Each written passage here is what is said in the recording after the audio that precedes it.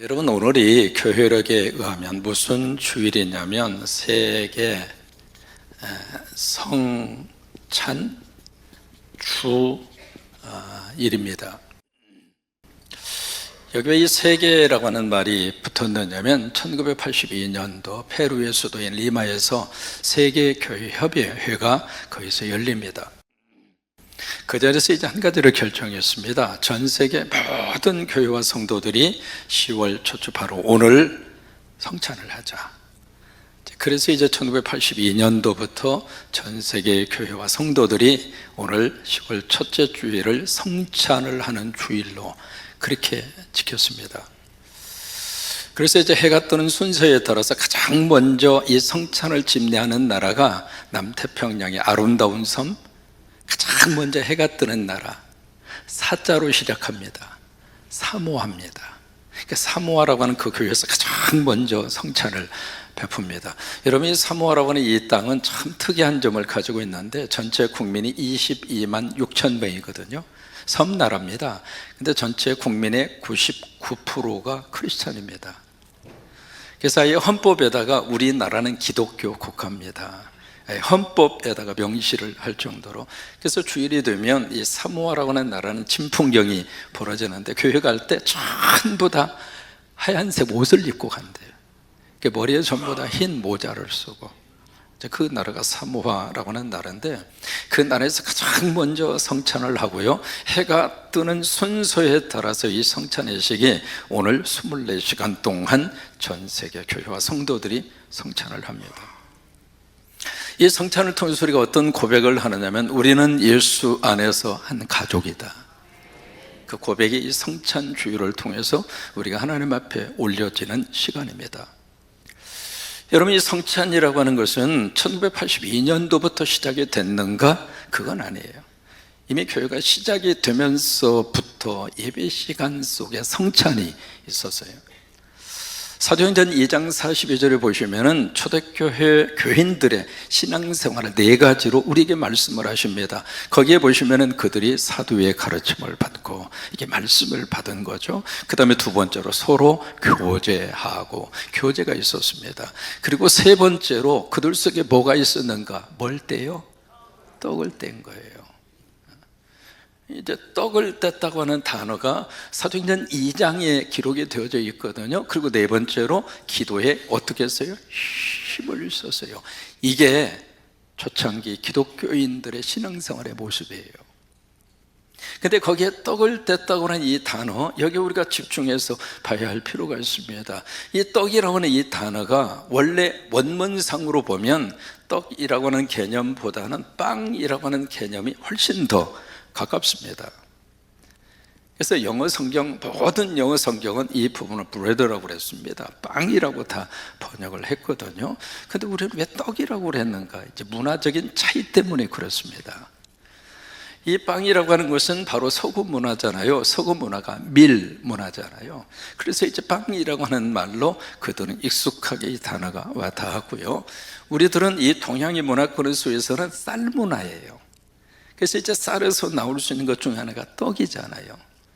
근데 한 가지 집중해서 봐야 할 필요가 있습니다. 여러분, 떡이라고 하는 것은 주식이에요? 간식이에요?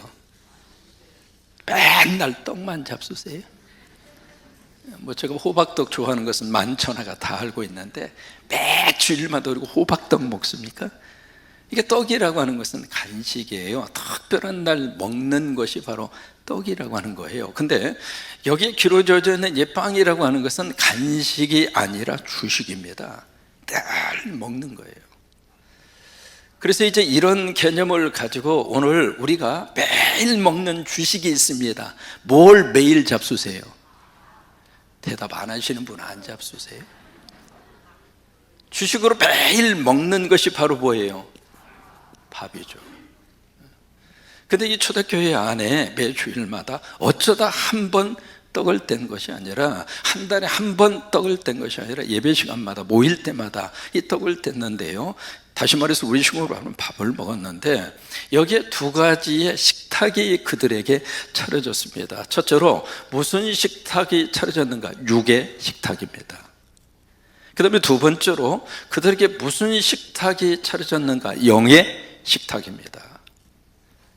이 육의 식탁을 가리켜서 영어로 아가페 밀이라고 합니다. 아가페라고 하는 것은 사랑이거든요. 밀이라고 하는 것은 식탁이라고 하는 거예요. 그래서 그들이 각 교인들이 각자 잘하는 음식을 각자가 다 준비를 해서 지금으로 말하면 캐더링을 한 겁니다. 그렇게 가지고 와서 그들이 같이 풀어놓고 같이 먹었어요. 육의 식탁입니다. 그 식탁만 있었던 것이 아니라 바로 영의 식탁이 있었습니다. 이 영의 식탁을 가리켜서 뭐라고 이야기하는가? 성찬이라고 그러는 거예요. 성찬. 근데 이 성찬은 누가 차려주는 밥상인가? 하나님이 차려주시는 하늘의 밥상입니다.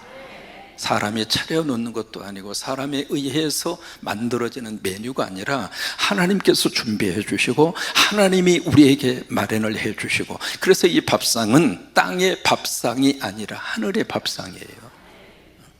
그러면 이 하늘 밥상에 누가 와서 이 밥상에 참여를 하는가?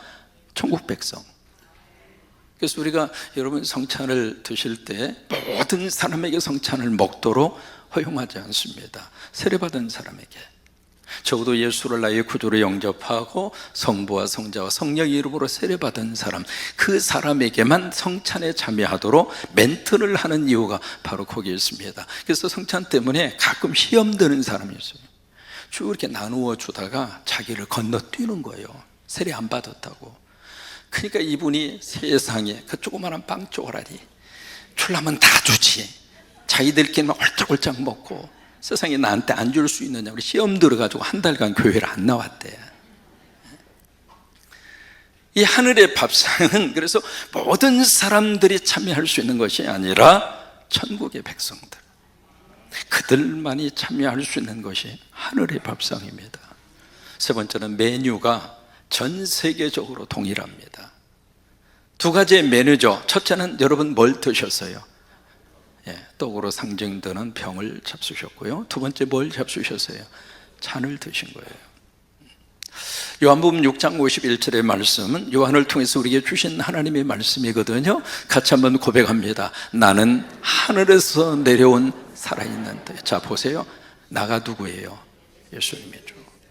여러분 요한복음에 7가지 예수님의 자기 선언이 나옵니다. 나는 이러이러하다. 영어로 말하면 I am, 나는 이렇다, 나는 이렇다. 그 출애굽기 3장으로 보시면 호렙산에서 모세가 가시 떨기나무 속에 임재하신 하나님을 만나요. 그래서 모세가 하나님에게 질문합니다. 하나님 이름이 뭐예요? 그러니까 하나님의 대답이 나는 나다. 그래서요, 그 나는 나다라고 하는 출애굽기 하나님의 이름에 대한 선언이 요한복음에 와서 7가지로 구체적으로 우리에게 제시한 겁니다. 그 중에 가장 먼저 나오는 것이 나는 생명의 떡이다. 우리 식으로 말하면 나는 생명의 밥이다 이 말이에요. 그리고 마지막에 나오는 것은 나는 참 포도나무다. 이게 7번째입니다. 그래서 요한복음 6장 51절 말씀에 처음부터 같이 한번 고백합니다. 나는 하늘에서 내려온 살아있는 떡이니 사람이 이 떡을 먹으면 영생하리라. 자 보세요, 질문합니다. 여러분 살기 위해서 잡수시나요? 죽기 위해서 잡수시나요? 그러면 잡수시고 계속 살아야지. 왜 가요? 가기를? 그러면 다시 질문합니다. 내가 지금 살기 위해서 먹는가? 죽기 위해서 먹는가? 정직하게 우리 솔직합시다. 매일매일 살아가면서 어디 향하여 가까이 다가가고 있습니까? 그러면 다시 질문합니다. 살기 위해서 먹어요? 죽기 위해서 먹어요?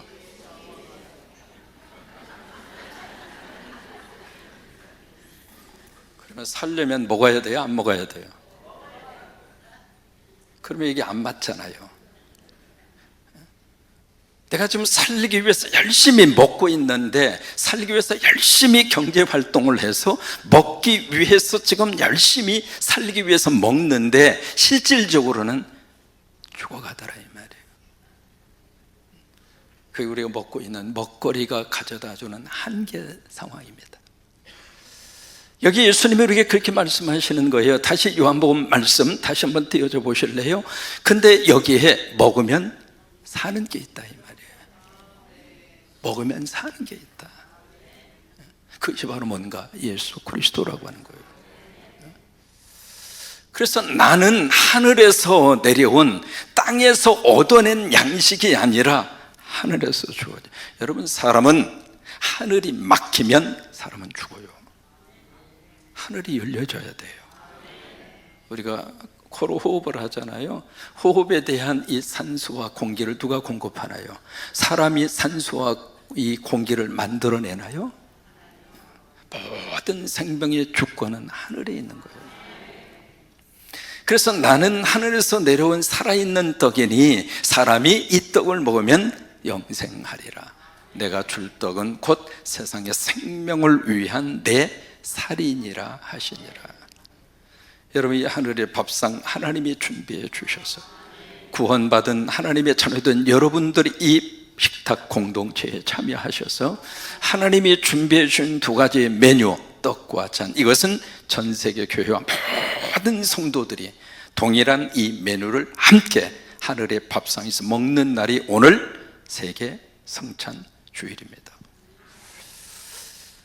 오늘 성경에 무엇을 말씀을 해주시고 있는가? 이 성찬을 누가 만들었는가? 오늘 마가복음 14장에 보시면 이 성찬을 만든 분이 누구인가? 예수님이에요. 여러분 아시는 바울이 이 성찬이라고 하는 의식을 만든 게 아닙니다. 교회 전통이 이 성찬을 만들어낸 게 아닙니다. 예수님이 성찬을 만들어 주셨어요. 그래서 오늘 14장 22절의 말씀에 22절의 말씀을 같이 한번 화면 보시고 같이 한번 고백합니다. 시작. 그들이 먹을 때 예수께서 떡을 가지사 축복하시고 떼어 그들에게 주시며 이르시되 받으라, 이것은 내 몸이니라 하시니라. 여러분, 거기에 보시면 네 가지의 동사가 나옵니다. 지금 이제 동사라고 하는 말을 움직시라고 그러잖아요. 네 개의 움직시가 나오는데 첫째 가지사라고 하는 단어가 나옵니다. 그 다음에 두 번째 축복하시고, 세 번째 떼어, 네 번째 주셨다. 이게 네 가지의 움직시입니다. 20세기 위대한 영성의 대가로 꼽히는 사람이 헨리 나우엔입니다. 이분이 이 네 가지 움직시를 가지고 우리 크리스찬들의 정체성이 네 가지 움직시 속에 들어있다, 그렇게 해석을 했어요. 거기 이제 가지사라고 하는 단어가 나오죠. 가졌다는 이야기를 영어로 테이크한다 이 말입니다. 그러니까 빵이 있는데 그 빵이 있는 것 가운데 하나를 택한 거예요. 그러니까 이 빵을 가졌다는 이야기는 이 빵을 지금 어떻게 했는가? 선택했다 이 말이에요. 그게 첫 번째로 우리 크리스천의 정체성, 나는 택함 받은 사람이다. 같이 고백할까요? 나는 택함 받은 사람이다. 참 이게 하나님의 귀한 역사이고 하나님의 은혜의 출발입니다. 이게 성찬에 택하사 테이크했다, 그 이야기는 선택이에요. 에베소서 1장에 보시면은 하나님이 이렇게 말씀하십니다. 곧 창세 전에 그리스도 안에서 우리를 어떻게 하시고 택하시오. 이 자리에 와서 예배하는 것도 하나님이 선택하셔서 예배하고 있는 거예요. 그래서 성찬에서 우리는 나의 정체성을 확인합니다. 아, 나는 선택받은 사람이구나. 두 번째, 여기에 축복하시고라고 하는 단어가 나오죠. 두 번째 정체성, 나는 축복받은 사람이다. 창세기 1장 27절 28절 말씀에 성경 맨 처음에 성경을 기록한 창세기가 우리에게 이렇게 말씀하십니다. 하나님이 자기의 형상, 곧 하나님의 형상대로 사람을 어떻게 하시고, 저와 여러분은 하나님의 형상 닮은 존재입니다. 여러분, 코가 누구 닮았을까요? 하나님이 닮았어요. 줄여서 내 코가 하코 닮은 거예요. 그래서 이 코가 조금 높든지 낮든지 신경 안 써도 돼요. 왜요? 콧구멍으로 바람만 들어가면 되니까. 이 거울 볼 때마다 이 콧구멍이 왜 이렇게 낮을까 이렇게 신경 써가지고 콧구멍을 좀 올리는 대공사를 벌렸는데, 이걸 올리다 보니까 여기하고 밸런스가 안 맞아. 그러면 또 여기 깎아야 되잖아요. 여기 깎다 보니까 요게 조금 더 불쑥 튀어져 나왔어. 그래서 이걸 조금 깎는 공사를 하다 보니까 이 주걱턱이 또 문제네. 세상에 공사판을 벌리다 보니까 2판, 4판 공사판 된다는 거예요. 나는 하나님의 형상대로 지음받은 존재라고.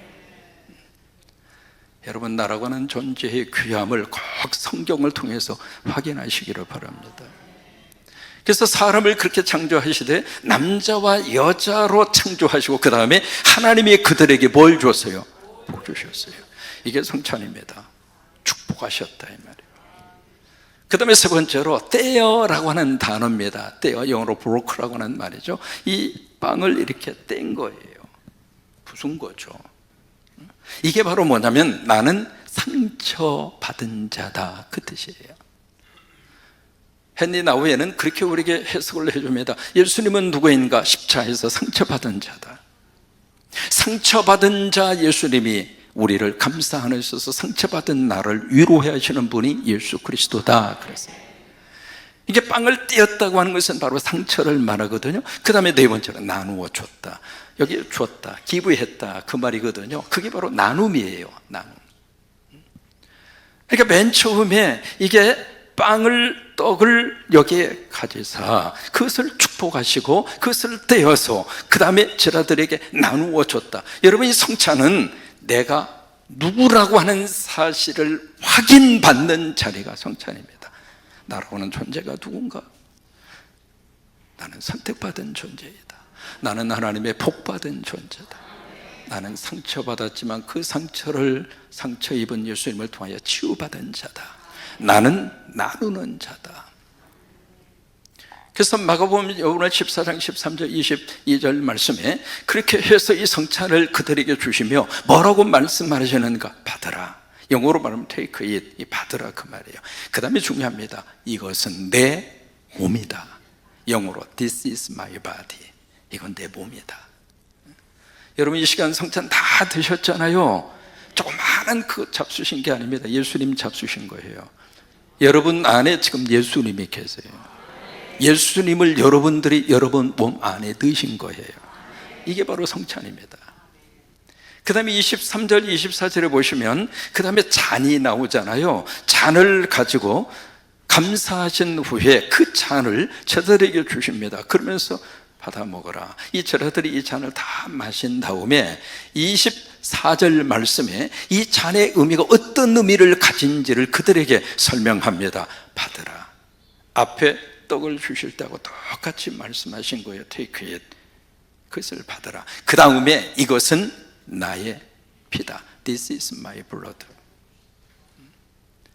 그래서 우리가 잔을 먹었는데 이것은 나의 피다. This is my blood. 이것이 내 피다. 그러면서 그 피가 어떤 의미를 가지고 있는가? 언약의 피라고 하는 거예요.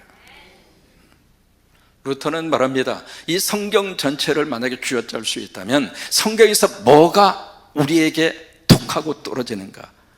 피입니다. 피. 여러분, 구약을 짜면 거기는 구약에는 짐승의 피가 나오잖아요. 신약을 짜면 예수 그리스도의 피가 나옵니다. 성경 전체 속에 피라고 하는 단어가 700번 나옵니다.